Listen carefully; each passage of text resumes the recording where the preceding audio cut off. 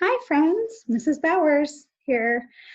So I want you to remember that this week we are talking all about pictures and books working together with the words that we read.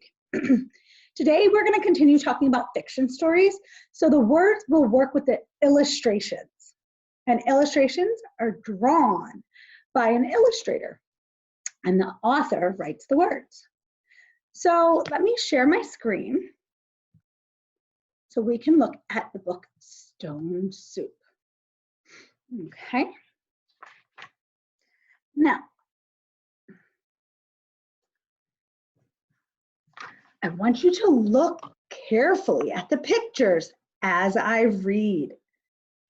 Here come three soldiers. Soldiers are always hungry, but we have little food enough for ourselves, and they hurried to hide their food.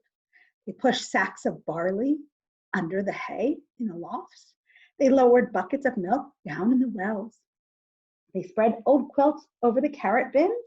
They hid their cabbages and potatoes under beds. They hung their meat in the cellars. They hid all they had to eat. And then they waited.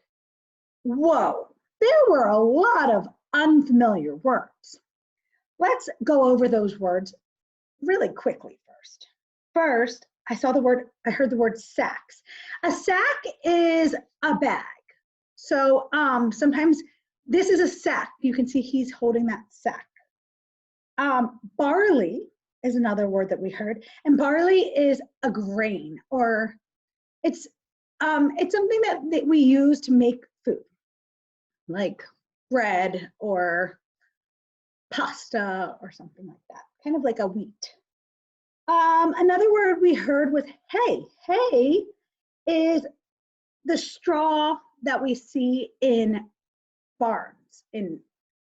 Another word is a loft. A loft is this up here. See how he's up on top of, kind of like on the second floor? Well, a loft is when there's a big room and then there's kind of a second floor that you can climb up to. Another word I heard was wells. Wells, oh, you can see it way back there, very small. But a well is something that people use when they need to get water. We have sinks and plumbing, but obviously in this story they didn't. Okay, so what were the pictures showing us? Okay, on this page I can see two men lifting up a sack into the loft, and they're trying to hide it under the hay. Over here in this picture, I can see two children watching a woman hide cabbages under a bed. She's hiding cabbages and potatoes. So now I'm going to think, how are the pictures and the words connected? Well, the words told me that they were hiding food from the soldiers. So the pictures are connected to the words because they show us them hiding their food. Let's look at another page and do the same thing. Let's make some more connections. First, I just want to remind you, if you haven't heard this story lately, that the men were talking about what they would need, or the soldiers were talking about what they would need for the soup, and then this page happened. Any soup needs salt and pepper, said the soldiers. As they began to stir, children ran to fetch salt and pepper.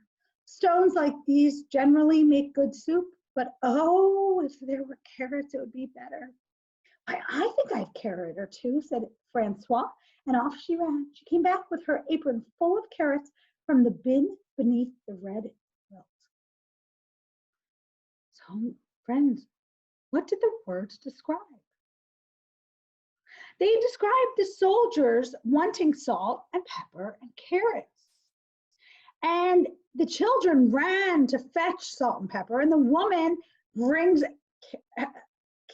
carrots in her apron. So let's look at the pictures now. What do the pictures show us?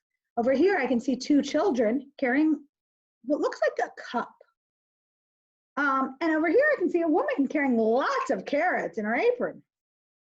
So what details do both the words and the pictures describe. So both the words and the pictures describe the children getting the salt and pepper and a woman carrying carrots in her apron. So friends, today when you are reading, I want you to look at the illustrations in your book. And I want you to think about how those pictures help you understand the words on the page. Okay, friends, off you go.